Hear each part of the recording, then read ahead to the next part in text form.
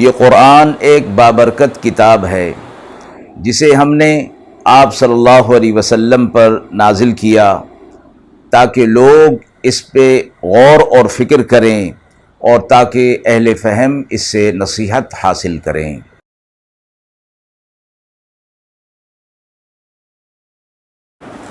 بسم اللہ الرحمن الرحیم۔ السلام علیکم ورحمۃ اللہ وبرکاتہ۔ ناظرین کرام، درس قرآن مجید کے آج کے اس پروگرام میں ہم سورہ یاسین کی آیت نمبر 59 تا آیت نمبر 68 کا ترجمہ اور تفسیر پیش کر رہے ہیں، اور آخر میں پوچھے گئے سوال کا جواب ہوگا۔ اعوذ باللہ من الشیطان الرجیم، بسم اللہ الرحمن الرحیم۔ وامتازوا اليوم أيها المجرمون ألم أعهد إليكم يا بني آدم ألا تعبدوا الشيطان إنه لكم عدو مبين وأن اعبدوني هذا صراط مستقيم وَلَقَدْ أَضَلَّ مِنكُمْ جِبِلًّا كَثِيرًا أَفَلَمْ تَكُونُوا تَعْقِلُونَ هَذِهِ جَهَنَّمُ الَّتِي كُنتُمْ تُوعَدُونَ اصْلَوْهَا الْيَوْمَ بِمَا كُنتُمْ تَكْفُرُونَ اليوم نختم على أفواههم وتكلمنا أيديهم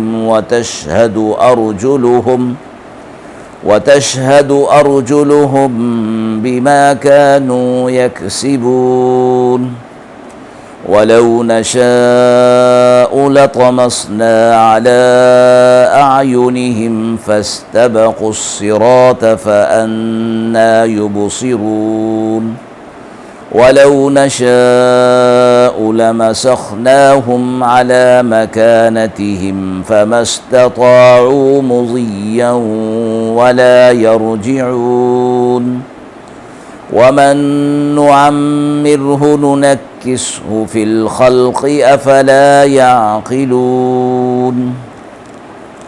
آیات مبارکہ کا ترجمہ ملاحظہ فرمائیں۔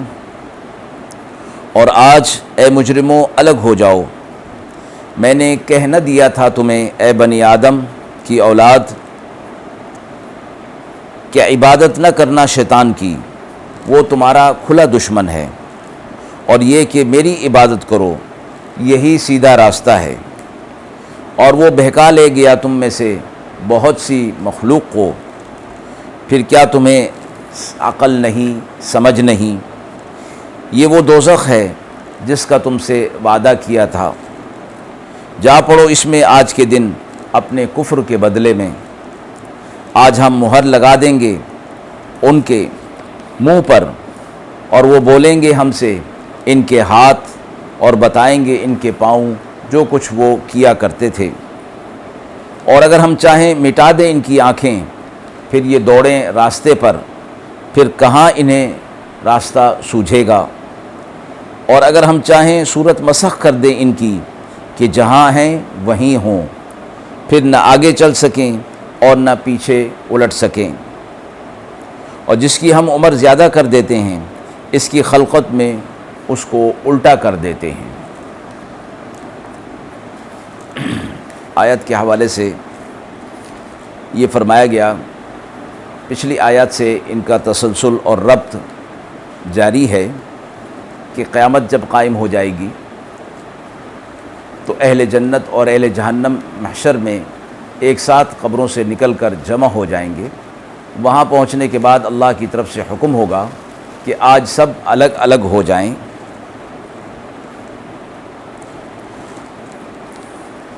کیونکہ شروع میں سب ایک ساتھ ہوں گے، لیکن اللہ رب العزت کی طرف سے انہیں حکم ہوگا کہ آج اپنے اعمال کے اعتبار سے الگ الگ ہو جائیں۔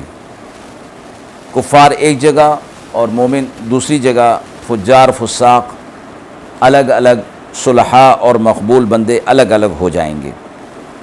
جب ان کا الگ الگ ہونا ہو جائے گا اور سب الگ ہو جائیں گے، پھر اللہ رب العزت तमाम बनी आदम को पुकार कर खिताब फरमाएंगे और ख़ुसूसी तौर पर मुजरिमों को, जैसा कि पिछली आयत के अंदर फरमाया गया कि वो अलग हो जाएं, तो उनसे कहा जाएगा कि मैंने तुम्हारे लिए दुनिया में हिदायत के समा पैदा कर दिए थे अंबिया अलैहिस्सलातु वस्सलाम को भेजकर, और तुम्हें ये बता दिया गया था कि तुम शैतान की इबादत न करना, वो तुम्हारा खुला दुश्मन है,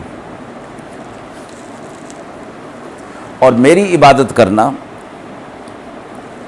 यही सिरात मुस्तकीम है, यही सीधा रास्ता है जिस पर चल कर तुम कामयाबी की तरफ पहुँचोगे। और शैतान तो ऐसा है कि उसने बहुत सी मखलूक और इंसानों को उसने गुमराह किया है, और तुम इतनी बात को नहीं समझते कि वो तुम्हारा दुश्मन है और वो तुमसे दुश्मनी करेगा। फिर कहा जाएगा इन्हीं मुजरिमों को कि ये वो जहन्नम है जिसका तुमसे वादा किया जाता था, अब तुम्हें इस जहन्नम के अंदर डाला जाएगा और तुम्हारे कुफ्र के बदले में जुल्म तुम्हारे ऊपर नहीं किया जाएगा। फिर फरमाया कि वहाँ हर शख्स को आज़ादी होगी कि अपना उज़्र पेश कर सके, अपनी बात अल्लाह के हुजूर में पेश कर सके, लेकिन वो बात दुरुस्त होगी जब कुफ़ार अज़ाब को देखेंगे तो अपने बुरे अमाल का इनकार कर देंगे और नामा अमाल को भी जुठला देंगे। अल्लाह रब्बुल इज़्ज़त फिर इनके लिए हुज्जत कायम फरमाएंगे कि इनके मुंह पर मोहर लगा दी जाएगी, यानी इनका मुंह बंद कर दिया जाएगा, और फिर इनके हाथ और पाँव इनके बुरे अमाल की गवाही देंगे। अल्लाह रब्बुल इज़्ज़त के हुजूर में ये इनकी गवाही होगी। और दूसरी आयत के अंदर ये फरमाया गया कि इनके इंसान के कान, आँख और खाल का बोलना भी मज़कूर है, ये भी गवाही देंगे।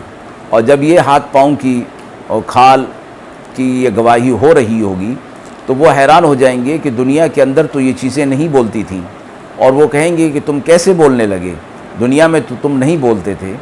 तो जवाब में यही आज़ा उनसे कहेंगे कि हमें उसने बोलने की क़ुव्वत दी जिसने तमाम चीज़ों को बोलने की क़ुव्वत अता फ़रमाई।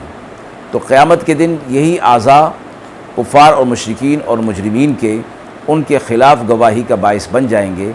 तो लिहाजा उनका उज़्र कबूल नहीं होगा और वो फिर इसके मुकाबले में अपनी कोई बात पेश नहीं कर सकेंगे, हुज्जत पूरी हो जाएगी और उन्हें जहन्नम के अंदर धकेल दिया जाएगा।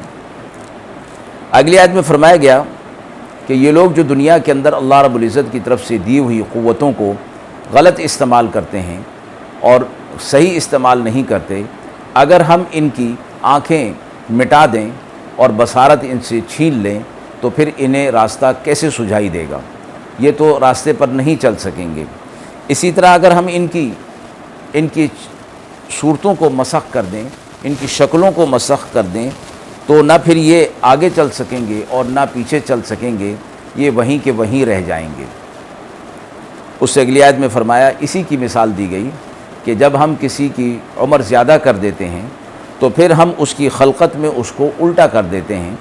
मुराद ये है कि इंसान जब पैदा होता है तो उस वक़्त वो कमज़ोर होता है, उसकी ताकत नहीं होती। फिर अल्लाह रब्बुल इज़्ज़त की तरफ से जो निज़ाम कायनात बनाया गया, ग़िज़ा का निज़ाम बनाया गया, उसको इस्तेमाल करके उसकी क़ुव्वतें अपने उरूज पर पहुँचती हैं और उसके अंदर हौसले और क़ुव्वतें उसके अंदर पैदा हो जाती हैं। फिर एक वक्त ऐसा आता है कि फिर ये इन्हीं चीज़ों के अंदर ज़वाल आता जाता है, यहाँ तक कि इंसान फिर अपनी पहली सूरत पर आ जाता है कि जिस वक़्त वो पैदा हुआ तो किसी चीज़ का उसे होश नहीं था, न किसी चीज़ की उसे समझ थी। जब उम्र उसकी ज़्यादा हो जाती है तो फिर वो उसी सूरत में अपनी पहली सूरत के अंदर आ जाता है। इस चीज़ को ये फरमाया गया कि हम उसकी खलक़त को उलट कर देते हैं, इस चीज़ से उसे ताबीर फरमाया गया।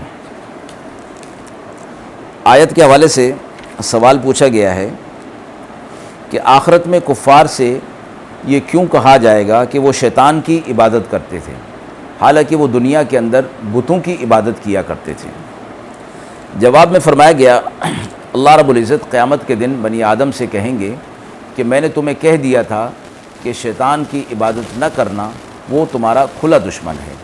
और इस इबादत से मुराद उसकी इताअत करना है। जिस तरह के कोई शख्स किसी चीज़ की महब्बत और उसकी आज़मत को दिल में रख कर उसकी इताअत करता है तो फिर कहा जाता है कि गोया ये उसकी इबादत कर रहा है। تو یہاں یہ عبادت معنی میں یہ فرمایا گیا کہ شیطانی تعلیم ہی اس کے لیے اس عبادت بن جاتی ہے، اس لیے ان کو شیطان کا عابد کہا گیا۔ حدیث مبارکہ میں یہ فرمایا گیا کہ جو شخص مال یا بیوی کی محبت میں آ کر ہر وہ کام کرنے لگے جس سے مال بڑھے یا اس کی بیوی راضی ہو، اگرچہ اللہ تعالیٰ اس سے ناراض ہوں، تو ایسے شخص کو حدیث میں عبد الدرہم اور عبد الزوجہ کہا گیا، یعنی درہم کا بندہ اور زوجہ کا بندہ کے الفاظ سے یہ تعبیر کیا گیا کہ وہ گویا ان کی عبادت کر رہے ہیں۔ وآخر دعوانا ان الحمد للہ رب العالمین۔